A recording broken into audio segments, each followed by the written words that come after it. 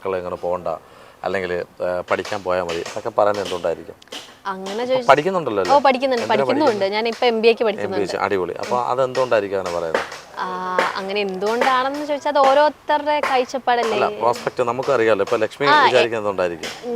എൻ്റെ അച്ഛൻ എന്ന് വെച്ചാൽ എൻ്റെ ഇഷ്ടങ്ങളും ഒരുപോലെ കൊണ്ടുവരണം. അതായത് അച്ഛൻ ഒരു കലാകാരനായതുകൊണ്ട് തന്നെ ഞാനൊരു ക്ലാസിക്കൽ ഡാൻസർ ആയിരുന്നു. അപ്പം എൻ്റെ ചെറുപ്പം തൊട്ടേ ഞാൻ ഡാൻസിൻ്റെ കാര്യം പറയുമ്പോഴൊക്കെ എന്നെ ഭയങ്കരമായിട്ട് സപ്പോർട്ട് ചെയ്തത് എൻ്റെ ഫാമിലി തന്നെയാണ്. എന്നെ ഇത്രത്തോളം കൊണ്ടുവന്നത് എൻ്റെ കലാജീവിതത്തിലാണെങ്കിലും എൻ്റെ പഠിത്തത്തിലാണെങ്കിലും എന്നെ ഇത്രത്തോളം ഉയർത്തിയെടുത്തത് എൻ്റെ വീട്ടുകാർ തന്നെയായിരിക്കും. കാരണം എൻ്റെ ഫാമിലി എന്ന് പറഞ്ഞാൽ എനിക്ക് അത്രയും സ്പെഷ്യലാണ്. അപ്പൊ അവരല്ലാതെ വേറെ ആരും എന്നെ സപ്പോർട്ട് ചെയ്യാനുള്ളത്. അതുകൊണ്ട് തന്നെ ഇല്ല ഒരിക്കലും ഇല്ല. അതാ ഞാൻ പറഞ്ഞ, അച്ഛനും അമ്മയാണെങ്കിലും എൻ്റെ ഇഷ്ടങ്ങളിൽ കൂട്ടു നിൽക്കുന്നവരാണ്.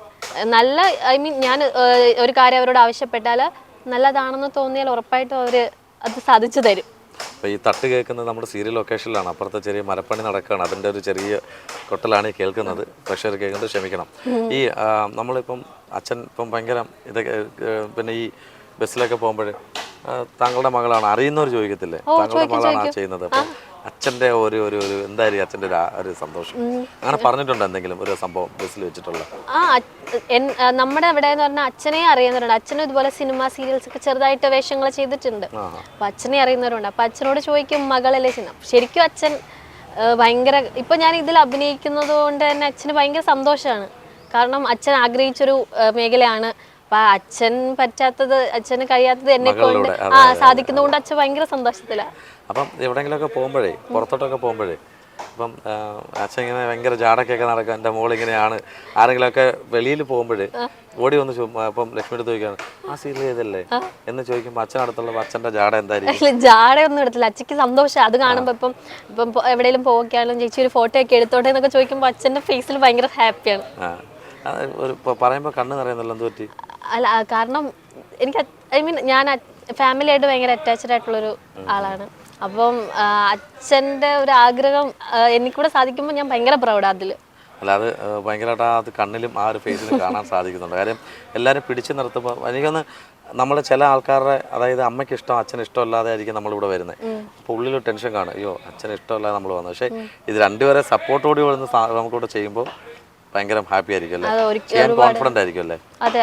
എന്നെ ഇപ്പൊ ഞാൻ എന്തെങ്കിലും തെറ്റ്, അതായത് ഇപ്പൊ സീരിയൽസിലൊക്കെ ആണെങ്കിലും എന്തെങ്കിലും തെറ്റൊക്കെ ഉണ്ടെങ്കിൽ എനിക്ക് ഏറ്റവും പറഞ്ഞായിരുന്നു അച്ഛനാണ്. അച്ഛൻ എൻ്റെ സീരിയൽസ് എല്ലാം കാണും. സീരിയൽസിൽ എല്ലാ എപ്പിസോഡും റിപ്പീറ്റ് കണ്ടിട്ട് ഒരു തെറ്റുണ്ടെങ്കിൽ പോലും നീ അത് ചെയ്തത് ശരിയല്ല, അപ്പം നേരെ നിൽക്കണം, ഇപ്പം ചെരിഞ്ഞ് നിൽക്കുകയാണെങ്കിൽ അങ്ങനെ നിൽക്കരുത്, നല്ലതായിട്ട് നോക്കണം. അപ്പം എനിക്ക് പറഞ്ഞു തരുന്നതൊക്കെ എൻ്റെ അച്ഛനാണ്. എല്ലാം പറഞ്ഞു തരുന്നത് അങ്ങനെ ചെയ്യണം ഇങ്ങനെ ചെയ്യണം എന്നൊക്കെ പറഞ്ഞു തരുന്നത്. ഈ തെറ്റുകുറ്റങ്ങൾ പറഞ്ഞു തരുന്നത് എപ്പോഴും നല്ലതാണ്. നമ്മളത് എപ്പോഴും നെഗറ്റീവ് പോസിറ്റീവ് മാത്രം പറഞ്ഞാൽ നമ്മൾ നന്നാവൂല അല്ലേ?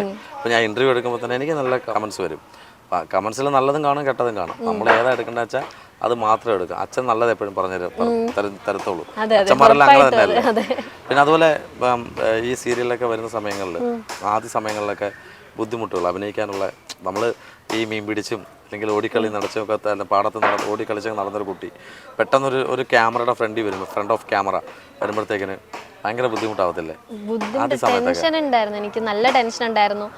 ഫസ്റ്റ് ഞാൻ ഇവിടെ വരുമ്പം, ഞാൻ ആദ്യത്തെ സീരിയൽ ചെയ്യുന്ന ടൈമിലാണെങ്കിലും ഇവിടെ വരുന്ന ടൈമിലാണെങ്കിലും വലിയ വലിയ സീനിയർ ആർട്ടിസ്റ്റുകളാണ് കൂടെ അഭിനയിക്കുന്നത്. അപ്പോൾ അവരൊക്കെ നമ്മളോട് എങ്ങനെ ആയിരിക്കും എന്നുള്ളൊരു പേടി ഉണ്ടായിരുന്നു. പക്ഷെ ഇവിടെ വന്നപ്പം ഭയങ്കര ഫ്രണ്ട്ലി, എല്ലാവരും ഭയങ്കര ഫ്രണ്ട്ലി. എല്ലാവർക്കും എന്താണ്, എല്ലാവരും എല്ലാ കാര്യങ്ങളും പറഞ്ഞു തന്ന് കമ്പനി അടിച്ച് ഭയങ്കര ഹാപ്പിയായി ഇവിടെ വന്നിരിക്കാൻ. ഭയങ്കര ഹാപ്പിയാണ്. ഈ കൂട്ടത്തിലുള്ള ഏറ്റവും ബോൾഡ് ആയിട്ടുള്ള ഫ്രണ്ട് ആരാണ്? എൻ്റെ കൂട്ടത്തിലോ? ഇത് നാട്ടില് അങ്ങനെ ചോദിച്ചാൽ ബോൾഡായിട്ട് എല്ലാവരും ഏറ്റവും കൂടുതൽ ഹെൽപ്പ് ഇപ്പം അതെനിക്ക് ഒരാളല്ല കേട്ടോ, എനിക്ക് ഒരുപാട് പേരുണ്ട്. കുറച്ചും കൂടി പിന്നെ സംസാരിക്കുമ്പം ഇടിച്ചിടിച്ച് നിൽക്കുക അല്ലെങ്കിൽ എതിർത്ത് സംസാരിക്കുന്ന ആരുണ്ട്? പേഴ്സണലി ഞാൻ അങ്ങനെ ഒരാളോട് ഇങ്ങനെ അങ്ങനത്തെ തർക്കിക്കുന്ന ഒരാളല്ല. ഒരു വിഷമം വന്നു, ആ വിഷമം അവരോട് അറിയിക്കുകയാണ്. ഹെൽപ്പിംഗ് മെന്റാലിറ്റി ഉള്ള അതോ അങ്ങനെ കുറെ ഒരാളെന്ന് പറയാൻ പറ്റത്തില്ല. ഒരു കാര്യം ചെയ്യാം, ഇഷ്ടപ്പെട്ട ഒരാളെ വിളിക്കുക, ഫോണിൽ വിളിച്ചിട്ട് ഇതുപോലെ എനിക്കൊരു ബസ്സിൽ ഇങ്ങനെ സംഭവം നടന്ന് എനിക്കിങ്ങനെ പോകുന്ന വഴിക്ക് എന്നെ ആരോ എന്തോ ചെയ്യാൻ ശ്രമിച്ചു, എന്നുവെച്ചാൽ ഒന്ന് ശല്യം ചെയ്യാൻ ശ്രമിച്ചു. പക്ഷെ അയാളെ ഇവിടെ പിടിച്ചു നിർത്തിയിട്ടുണ്ട്. ഇപ്പം ഞാനും അയാൾ മാത്രമേ ഉള്ളൂ, ബാക്കി നിന്നവരൊക്കെ പോയി. അയാളുടെ ഞാൻ ഫോണൊന്ന് കൊടുക്കാം എന്ന് പറയുക. അപ്പോൾ എന്താണെങ്കിലും പ്രതികരണം നമുക്ക് നോക്കാം. പക്ഷെ ഞാനൊരു കാര്യം ഇവിടെ ഞാൻ ഷൂട്ടിലാണെന്ന് എല്ലാവർക്കും അറിയാം. പറഞ്ഞാൽ മതി. പുറത്തിറങ്ങി പോയപ്പോൾ നടന്ന സംഭവം ക്ലാസ്സിലായിരിക്കും എല്ലാവരും. വിളിച്ചു നോക്ക്, കിട്ടുന്ന ഒരാളെ വിളിക്കാം, എടുക്കുന്ന ഒരാൾ. അല്ലെങ്കിൽ ലൊക്കേഷനിൽ ആരുണ്ട്? ലൊക്കേഷനിൽ ആരുണ്ട് സുഹൃത്തുക്കൾ? ലൊക്കേഷൻ അങ്ങനെ ഞാൻ പേഴ്സണലി അല്ല, എല്ലാ ചാനലിലും വിളിച്ച് പൈസ ചോദിക്കുന്ന പതിവ്. നമുക്ക് നേരെ തിരിച്ചിടാവ്. ചാനൽസിലെല്ലാം വിളിക്കുമ്പോൾ എല്ലാവരും പൈസ ഇടും, ഗൂഗിൾ പേ ഇടുമെന്ന് ചോദിക്കുന്ന ഇത്. ഇതിങ്ങനെ പറഞ്ഞു നോക്കാം, ഒരു പ്രശ്നത്തിൽ പെട്ടുപോയി, എന്താ ചെയ്യാൻ പറ്റും നോക്കി. എന്താ പ്രശ്നം എന്ന് വെച്ചാൽ പറഞ്ഞാൽ മതി. ഞാൻ പോകുന്ന അല്ലെങ്കിൽ ഏതെങ്കിലും കടയിൽ കയറിയപ്പോൾ ആരോ എൻ്റെ ബാഗിൽ ഒരു തുണി എടുത്ത് വെച്ചു. ഞാൻ എടുത്തതല്ല, ഞാൻ എടുത്തതാണെന്ന് പറഞ്ഞാൽ എന്നെ അവിടെ പിടിച്ചു ചേർത്തി. ഒന്ന് പറഞ്ഞാൽ മതി. അതിൻ്റെ ഓണർ എൻ്റെ അടുത്തുണ്ടെന്ന് പറഞ്ഞാൽ മതി. വിളിക്കും. ക്യാമറ ചെക്ക് ചെയ്യാൻ പറയാം, ചെക്ക് ചെയ്യുന്നില്ലെന്ന് പറയാം കേട്ടോ. നോക്കാം ലക്ഷ്മി ആരെയാണ് വിളിക്കാൻ പോകുന്നതെന്നുള്ളത്. ഹലോ, എടാ ഞാൻ ചെറിയൊരു പ്രശ്നത്തിലാടാ. എടാ ഞാനിവിടെ ഷൂട്ടിലായിരുന്നു. അപ്പം ഞാനൊരു ഡ്രസ്സ് വാങ്ങിക്കാൻ വേണ്ടി പോയി. അന്നപ്പോഴത്തേക്കിനും അവിടുത്തെ ആരോ എൻ്റെ ബാഗിൽ ഒരു ഡ്രസ്സ് കൊണ്ട് വെച്ചടാ. അപ്പം അല്ല, അതല്ല, അവരെന്നെ പിടിച്ചു വെച്ചേക്കുന്നടാ ഈ ഇവിടുത്തെ ആൾക്കാര്. എടാ ഞാൻ പറഞ്ഞു അവര് ക്യാമറ ചെക്ക് ചെയ്യാൻ നോക്കിട്ട് പറ്റുന്നില്ലടാ. ഞാൻ ക്യാമറ ചെക്ക് ചെയ്യാൻ പറഞ്ഞു, പക്ഷെ അവര് സമ്മതിക്കുന്നില്ല. എടാ ഞാൻ ഓണറിന്റെ കയ്യില് കൊടുക്കാടാ. നീ ഒന്ന് എന്തെങ്കിലും എനിക്ക് ഹെൽപ്പ് ചെയ്യോ? നീ ഒന്ന് അവരോട് സംസാരിക്കടാ. ഹലോ ബ്രോ, ഇത് ഞാനല്ല പിടിച്ചു വെച്ചിരിക്കുന്നത്. നിങ്ങളുടെ പേരെന്താ? ഫവാസെ. ഒരു മിനിറ്റ്, എന്നെ പറയാൻ സമ്മതിക്കോ? പിന്നെ ഞാൻ വന്നപ്പോഴാണ് സംഭവം അറിയുന്നത്, ഞാനില്ലായിരുന്നു ഇവിടെ. അപ്പം സംഭവം എന്ന് പറഞ്ഞാൽ ഈ കുട്ടിയെ ഒരു ചുരിദാറല്ലേ എടുത്തേ? അല്ല, ഒരു ചുരിദാറല്ലേ മേടിച്ചത്. പുള്ളിക്കാരി ഒരെണ്ണേ വാങ്ങിച്ചിട്ടുള്ളൂ. പക്ഷെ അവൾ പുള്ളിക്കാരുടെ ബാഗിൽ പുള്ളിക്കാരി പറഞ്ഞ ആരോ എടുത്തു വെച്ചെന്ന് നമുക്കറിയില്ല. അത് CCTV ചെക്ക് ചെയ്യാൻ നോക്കിയപ്പോൾ CCTV ഓഫായിരുന്നു, ചെക്ക് ചെയ്തിട്ടില്ല. അപ്പോൾ ഒന്നുകിൽ ആ പുള്ളിക്കാരിയെ പേയ്മെന്റ് അടയ്ക്കാൻ പറ. അതിപ്പം പുള്ളിക്കാരി ഇപ്പൊ സീരിയൽ ആർട്ടിസ്റ്റാന്ന് പറയുന്നത്. പിന്നെന്തിനാ അവള് പേയ്മെന്റ് എടുക്കുന്നത്? അതുപോലെ അതിന് മാത്രം ഒരു ഗതികേടില്ല ഞങ്ങൾക്ക്. അത് മേടിച്ചെടുത്ത് വെക്കാൻ മാത്രം, നിങ്ങളുടെ ഇതാക്കാൻ മാത്രം. അതല്ല ഫവാസേ, CCTV ഓഫാണ് ബ്രദർ, അതുകൊണ്ടാണ്. ബ്രോ അത് ഞാൻ പറയട്ടെ ബ്രോ, അത് നിങ്ങളുടെ ഇതല്ലേ ബ്രോ, നിങ്ങളുടെ സ്ഥാപനത്തിൽ CCTV വേണ്ട. നിങ്ങളൊരു കാര്യം ചെയ്യാവോ? ഫവാസ് എവിടെയാ ഉള്ളേ? ഞാനിത് ഇപ്പൊ എറണാകുളമാണ്. ഇത് നമ്മുടെ ട്രിവാൻഡ്രത്താണ്, മണക്കാട് തന്നെയാണ്. ഇവിടെ ഷൂട്ട് നടക്കുന്നതെന്ന് പറഞ്ഞു. എവിടെ ഷൂട്ട് നടക്കുന്നത്? ഇവിടെ മണക്കാടാണ്. അപ്പൊ അവിടെ നമുക്കറിയില്ല. അപ്പം സീരിയൽ ലൊക്കേഷനിൽ ആരൊക്കെ വിളിച്ചിട്ട് ആരും വരുന്നില്ല. വന്നോ ആരെങ്കിലും? എല്ലാം ഷൂട്ട് ലൊക്കേഷനിലാണെന്ന് പറയുന്നത്. അപ്പോൾ എന്താണ് ചെയ്യേണ്ട ഫവാസ? കാര്യം എനിക്ക് ഇതിനകത്ത് കാര്യം സ്റ്റാഫുകളുണ്ട്, ഇവിടെ കട കച്ചവടം നടക്കുന്ന സമയമാണ്.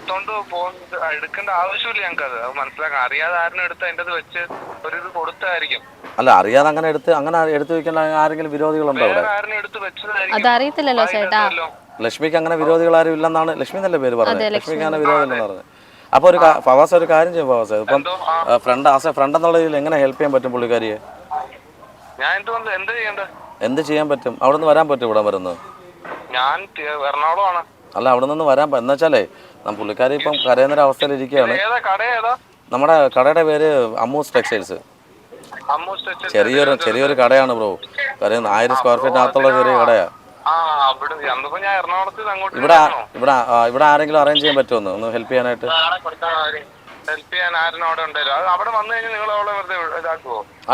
വിടാം. ചുരിദാറിന്റെ പേയ്മെന്റ് 3800 ചുരിദാറാണ് എടുത്തു വെച്ചിരിക്കുന്നത്.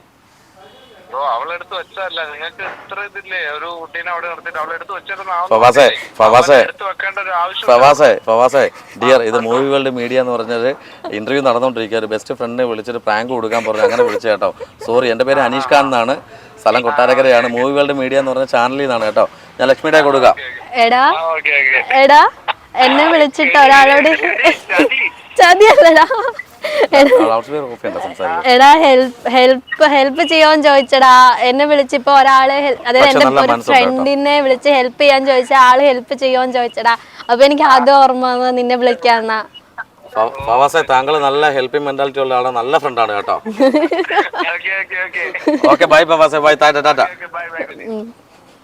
അടിപൊളി കേട്ടോ.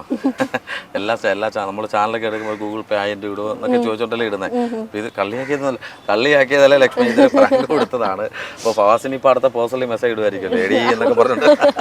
കൂടെ പഠിച്ചാണോ? എന്റെ കൂടെ പഠിച്ചതാണ്. പഠിച്ചാണല്ലേ. ഇപ്പൊ ഈ പ്രോജക്റ്റ് ഇപ്പൊ എത്ര എപ്പിസോഡായി നമ്മുടെ മാറത്തെ? 50 എപ്പിസോഡായിരുന്നു ഇന്നത്തെ ത്രൂ ഔട്ട് ആണ് ഉണ്ട്. അതായത് അപ്പൊ അല്ലേട്ടൻ്റെ ഇളയ മകള് ഇനിയിപ്പോ അടുത്ത എനിക്ക് ഒന്ന് ക്യാരക്ടർ വൈസ് വരുന്നത് ഇനിയിപ്പം ലക്ഷ്മിയുടെ ആയിരിക്കും വരുന്നത്.